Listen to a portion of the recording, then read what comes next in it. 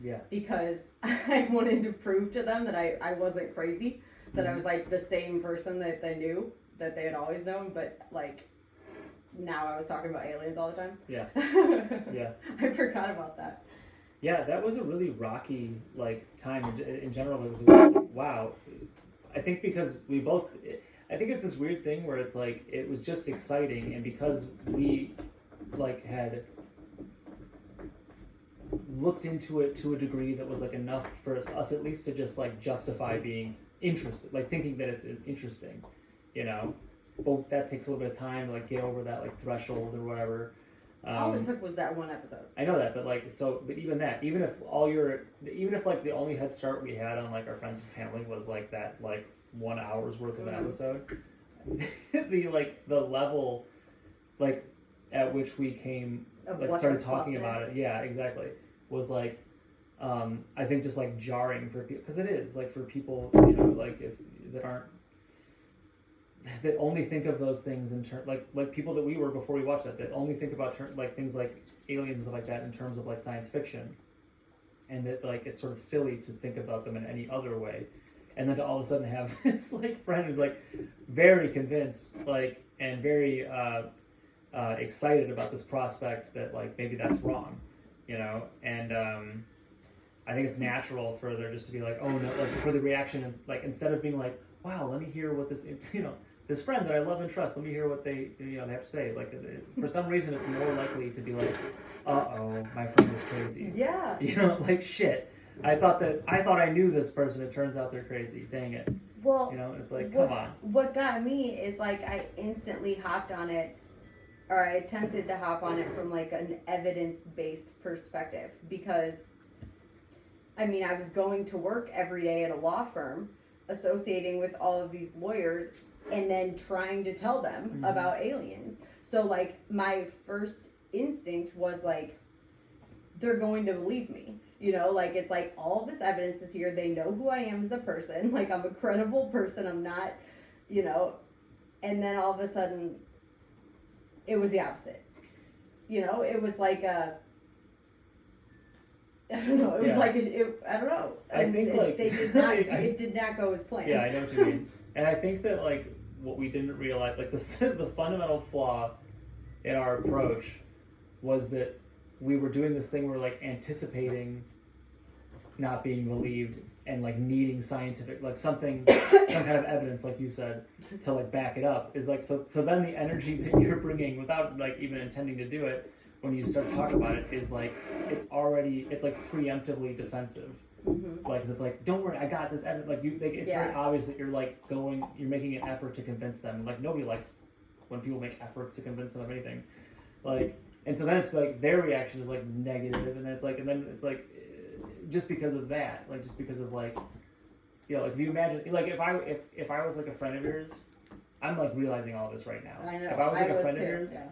And I just, like, I came up to you and I was like, you need to buy this type of car. Like, and I'm going to tell you all the evidence that I have for you have to do it. Like, and you'd be like, what are you talking about? Like, I'm not even trying to buy a car. Like, what are you doing? Like, are you okay? Aliens are real and also free energy. That was what I was about. Yeah. Like, yeah, you repeated that about 1 million times. Yeah, that's still my hashtag, also free energy. Yep. So we were just, our energy was just like weird, like, because it's like, gosh, it's so exciting. You just want to like have those conversations like in meaningful ways, like right away. But like, you try to like, I was like, I mean, I wanted to skip ahead, like I wanted to skip past the point of like gently holding their hand, like, you know, and presenting it, and like maybe even like watching it again. I wanted to just like have the interesting conversations right away. But then you just come off as like, it's just like too much. Yeah. Right. Well, yeah. And it was like they like literally like from the outside, it wasn't only just questioning what we were saying. They all of a sudden were like, okay, they had their shit together. They were really, you know, like on that right path, quote, quote, right path. And now all of a sudden, what are you guys doing? You know, because it was like, by some standards, like we were living in a condo in the city, like a half a mile from the beach. We were educated. We were getting, you know, like we were making good money. and then all of a sudden, like, we quit our jobs. We sell our condo, like, not, that didn't happen until a little bit later, but like, No, yeah, sure we though, quit yeah. our jobs, like, all of a sudden we're always talking about aliens, we're not going out anymore because, I don't know, like, I guess just that whole kind of went along with it. Yeah, The it was alcohol, and feeling alone, feeling like you didn't being less mesh interested. with, they were, it's like, I being don't, less but interested wait, in like. you care about in, LeBron James, why? Yeah, Like, it was our like, interests changed very rapidly. yeah. And it's like it really was. It's like a whirlwind, and I think that's like kind of natural for when you like your worldview like flips. Like it's just like that was like it's the kind of thing like the way that civilization like fundamentally changed when Copernicus said that that the Earth revolves around the sun and not that the other thing doesn't revolve around the Earth. Like it doesn't. That just sounds like a little sciencey discovery, but like when you think that's a really really profound thing for like everybody, and so it's like that, but in like a kind of micro scale, like as we like had to do this like Copernican shift, but as individuals as opposed to like a whole. And it'd be so much better if we were just doing. I mean, I guess we are in general. This is like a Copernican shift that we're going through right now. But I'm assuming at the time that Copernicus made his discovery, it's not like overnight. Everybody's like, oh, okay, now God is dead, and we are an enlightened society, and we're going to focus on science, and we're going to kind of like shift towards atheism, and we're going to do all these things. Like it happened so slowly. It happened over the course of 400 years.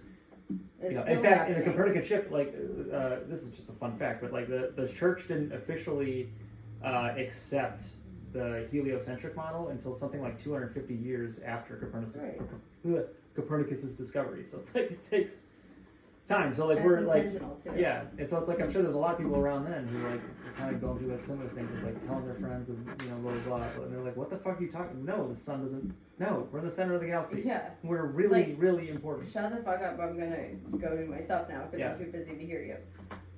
Yeah. So that's like what it was. That's like what it was going, or that's what it was like going through it. Yeah. Okay, but also let me back up a little bit.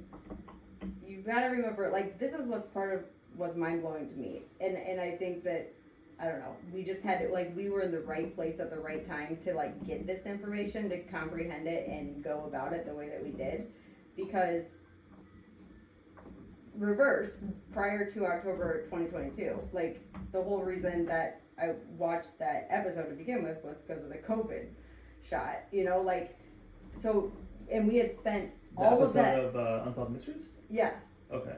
Like because you were sick. I right. was knocked out cold again because I got the COVID shot and the flu shot in the same day in the same arm. Don't recommend it. Don't recommend any vaccines. But that's a whole different thing. That's a nuanced topic. Yeah. Okay. Yeah. And we can talk about it sometime. We don't think what you think we think about vaccines. I promise you. I'm all sorts of vaccinated. No matter what you think we think, actually, no matter what, because I guarantee that no matter what side. Whether you think that we're like super anti-vaccine or whether you think we're super pro, nope, they're neither of them. There's a really interesting conversation there. Yeah, but I also ask you to, I encourage you to ask your doctor why they recommend the hepatitis B shot for babies right after they're born. Yeah. It's because they can either, 1, have sex, or 2, trip on the playground and get stuck with a used needle. Yeah, you're saying those are the only ways that a baby could get that hepatitis, whichever it is on. Is it B? Anyways. Hepatitis B, anyway. We don't Moving on. Yeah, it is. That, mine was one of the last topics I even let myself look into. I knew for a while that I wasn't going to like what I found, but it was by far one of the most held off topics. That and the child trafficking, but also another topic for another conversation. Yeah. Yep.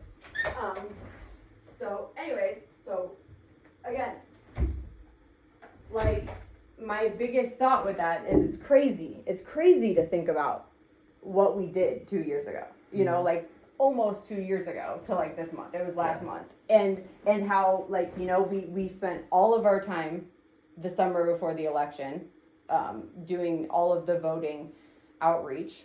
Mm-hmm. We were doing all of the homelessness outreach in Chicago. Mm-hmm. Like, all of these different outreaches, which, again, like the election stuff, and then we celebrated the fact that Trump got out of office in 2020, vaxxed it up, like After we got convinced my parents to get it. I think about that all the time, because in Southern Illinois they were not as with it, I thought, and convinced them to get it, and trusted the CDC websites. I don't know, just all of like a totally different world, and I thought what I wanted to do with my life was, well, I knew I didn't, but I was on the path and just thought I was supposed to build a career, get paid good money, and be a lawyer, and that's it. So I was focusing on that,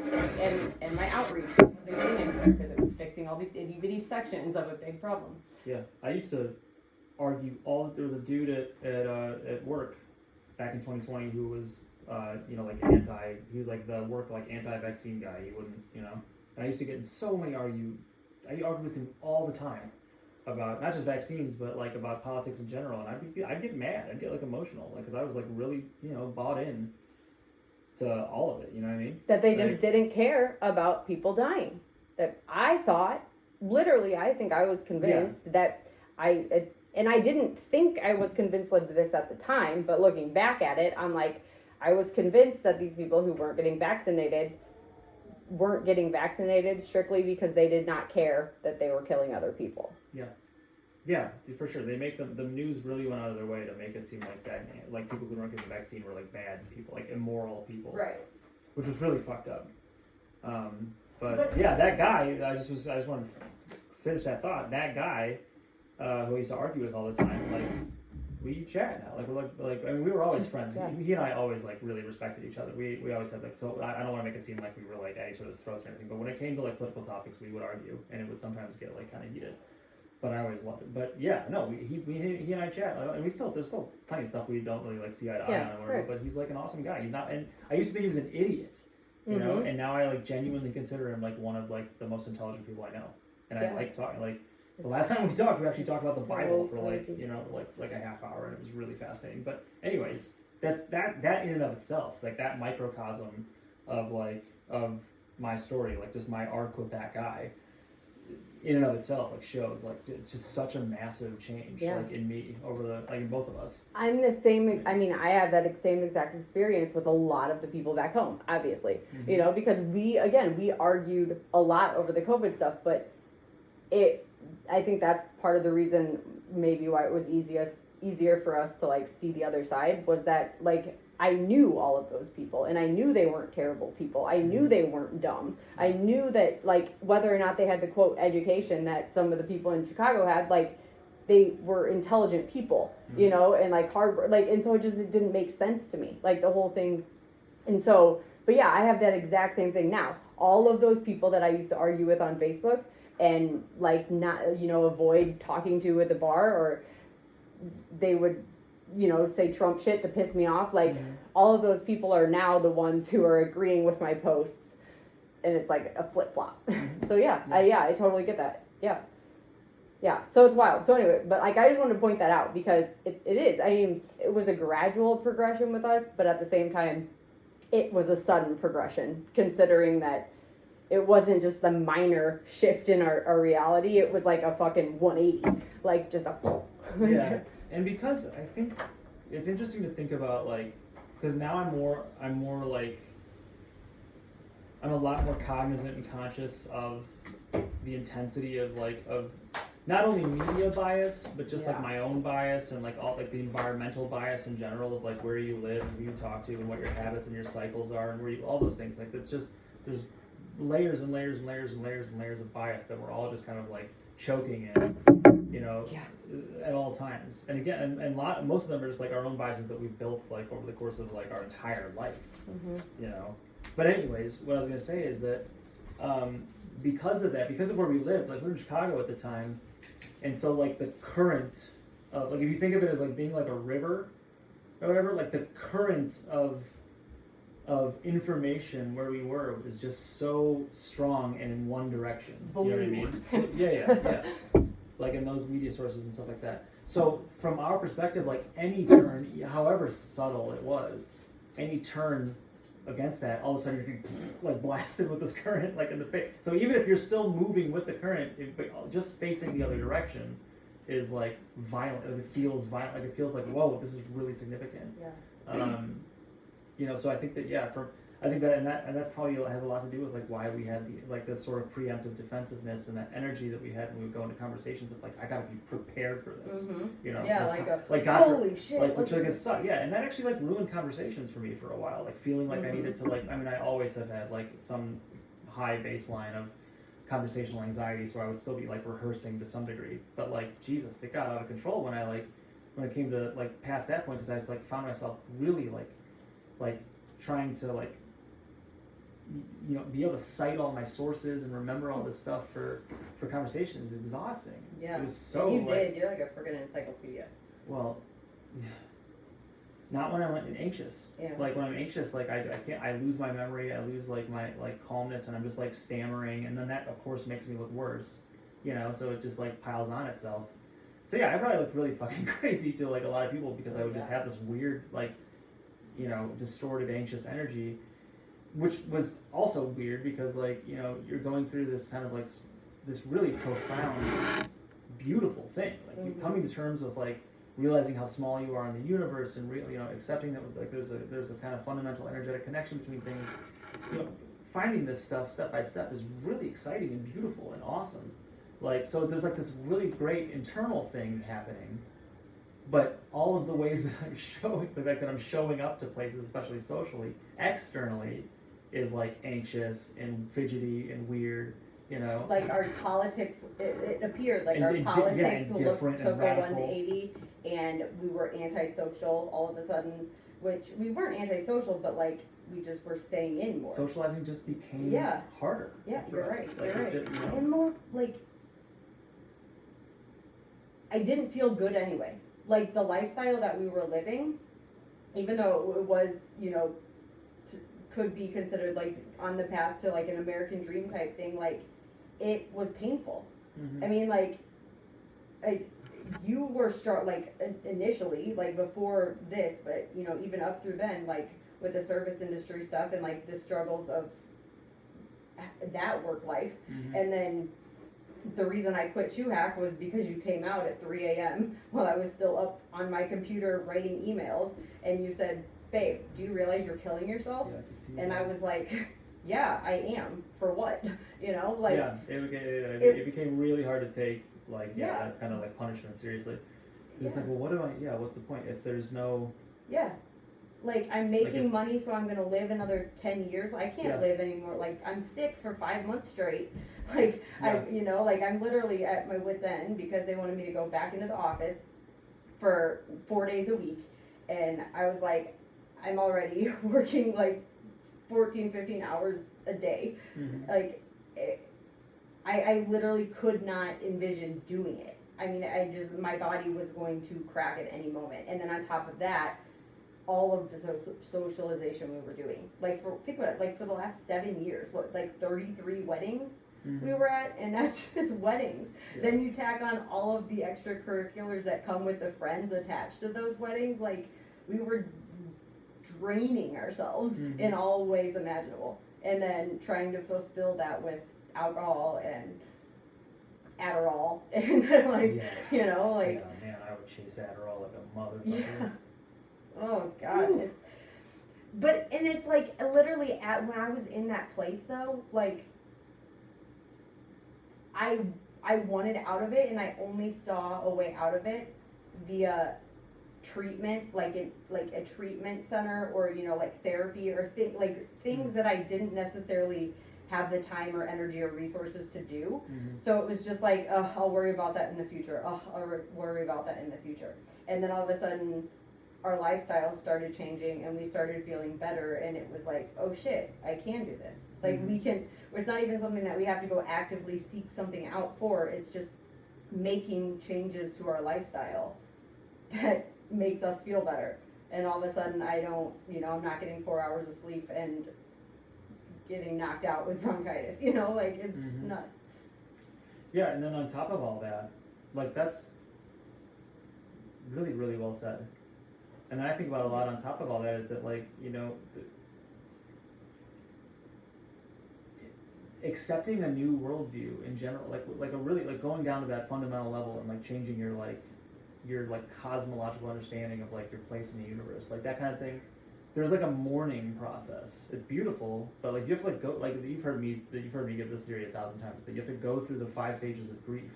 Like the first one is denial. So like once you're over denial, now the process is initiated. That means that you've accepted, like, holy shit, things aren't the way I thought they were, you know. And that could be like the, you know, the really beautiful stuff, like believing in God. But then there's also the other things, like the other kind of like side of it, like recognizing, you know, how truly deeply rooted the like corruption and, you know, and sort of bad faith approach goes at the highest levels of power in our, you know, civilization. That's really crazy. You have to mourn that. That's very sad and hard to like accept. So you have to like go through this whole thing, and I feel like I feel like that part was a process for us though. It was very much. It took a long time. Like I feel like, so let me just say, it would have been bad. Okay, go ahead. Like we've gone way into this before. Like we reacted for it because the next one after. I mean, you don't always go through the stages, you know, linearly or whatever. But like usually it goes to denial, and the next one's anger. So like our anger stage was like, let's go fucking work with Stephen Greer. Let's sue these motherfuckers. Let's fucking get like, you know, like let's justice. I'm like, not necessarily past that yet. Yeah, you're not. But you know what? That's good. You need to have people like there is such a thing as righteous anger. You know what I mean? Like anger is something that can be used productively. Well, but you know, you gotta be conscious of it. That's part of, you know, meditation helps with all that stuff. Like you're doing good. Well, side note on that, I think you're right on that. Like it's not so much anger like it used to be anger, even though, but now it's more of like a. Like I said the other day, I see a way out of it. I'm like hopeful, you know, like I'm like hopeful for these people. I'm not angry for them. I'm still angry for them, but I'm not like acting out of anger for them. I'm acting out of hope for them. Yeah, it's good. That's your ideals. You know, your North Star is in a place of positivity, positive outcomes, as opposed to your North Star being like revenge, you know, that sort of thing. Because that won't get you anywhere. That's like that'll get us. I mean, we were just talking about the Pluto return. Last time Pluto went into Aquarius, like, which, you know, it's full circle. That's another thing. We're into astrology now. The last time that Pluto did what it's currently doing, literally right now as we speak, was the American and French revolutions. Like it was lined up perfectly with them. So it's like, oh, okay, well that makes kind of like sense. But the French Revolution and the American Revolution really were kind of fun, more so the French one, but they were both sort of structured on revenge, or like, you know, evening the scales of justice, which again, there is such a thing as righteous anger, but you know, when you just get mad and you just cut off the head of the, you know, the snake, all you do is create a power vacuum, and then power vacuums attract the most Machiavellian, you know, worst type of people generally. It'll grow more heads. Yeah, exactly. Yeah, it's like a hydra. Yeah.